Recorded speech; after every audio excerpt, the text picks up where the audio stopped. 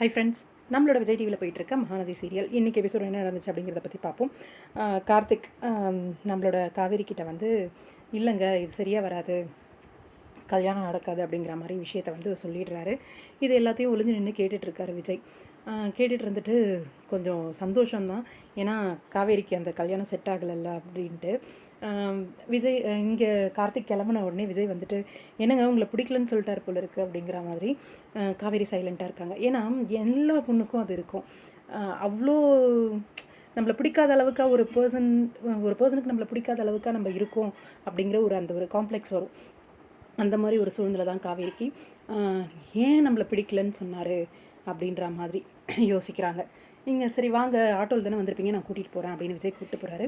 இங்கே அந்த பொண்ணு விஜயை பார்க்க வந்த பொண்ணு வந்து நின்றுட்டுருக்காங்க. கிளம்பலாமா அப்படின்ன உடனே முன்னாடி ஏறிடுறாங்க. இங்கே காவேரி நம்ம உட்கார்ற சீட்டாச்சு அப்படின்னு பார்த்தா மாதிரி இருந்துச்சு. அப்படியே பார்த்துட்டு நிற்கிறா. இங்கே வண்டியில் ஏறுங்க அப்படின்னு அந்த பொண்ணு சொல்லவும் ஏறுறங்க அப்படின்ட்டு.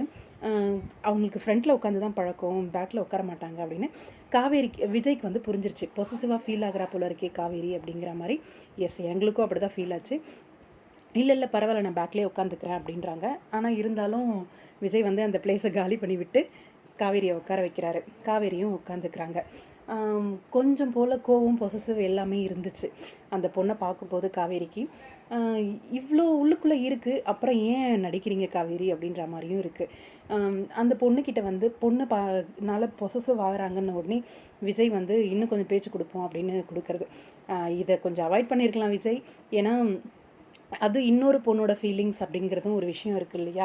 ஏற்கனவே அந்த பொண்ணுக்கிட்ட வந்து எதையும் ஃப்ராங்காக பேசலை. அந்த பொண்ணு ஒரு ஹோப்பில் இருக்குது அப்படின்னும்போது, இன்னும் உங்களுக்கு பிடிச்சிருக்குன்னா சொல்லுங்கள், எங்கள் வீட்டில் பேசுகிறேன் நான் அப்படிங்கிறது, உங்கள் வீட்டில் யாராவது இருக்காங்கன்னா பேசுங்க அப்படிங்கிறது, இதெல்லாம் கொஞ்சம் டூ மச்சாக தான் இருந்துச்சு காவேரியை வெறுப்பேற்றணுன்ட்டு. அவங்க வீட்டில் யார்கிட்டையா பேசணுன்னா நீங்கள் என்கிட்ட தான் பேசணும் அப்படின்னு காவேரி சொன்னது. ஆமாம், எனக்கு மேட்ரிமோனியல் ஓப்பன் பண்ணதே இவங்க தான், அதனால் நீங்கள் இவங்ககிட்ட தான் பேசணும் அப்படின்னு சொல்லி விஜய் கூட்டிகிட்டு போய் விஜய் வந்து அந்த பொண்ணை ட்ராப் பண்ணுறாரு.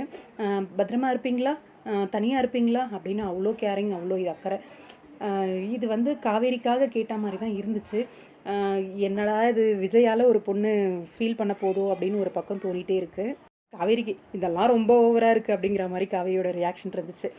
வீட்டில் கூட்டிகிட்டு வந்து விடுறாரு. ஏங்க பேச்சுக்காச்சும் வர சொல்ல மாட்டிங்களா உள்ள அப்படின்ற மாதிரி.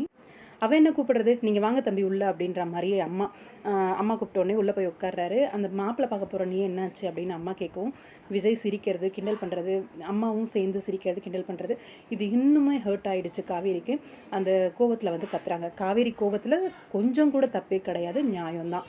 யாருக்காக இருந்தாலும் எந்த பொண்ணுக்காக இருந்தாலும் அந்த கோவம் வரதான் செய்யும் அந்த செகண்டு. அந்த ஒரு கோபத்தையும் வெறுப்பையும் தான் காவேரி காமிச்சாங்க.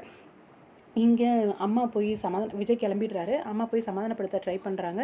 ஆனால் காவேரி ஒத்துக்கல.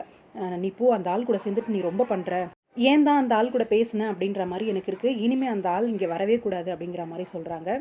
மறுநாள் காலையில் காவேரி வந்து குளிச்சுட்டு கிளம்புறாங்க. சாரி பலூனில் எழுதிட்டு உட்காந்துட்ருக்காரு. என்ன நடக்க போகுது வெயிட் பண்ணி பார்ப்போம். இன்ட்ரெஸ்டிங்காக இருக்கும்னு நினைக்கிறேன். உங்களோட கருத்து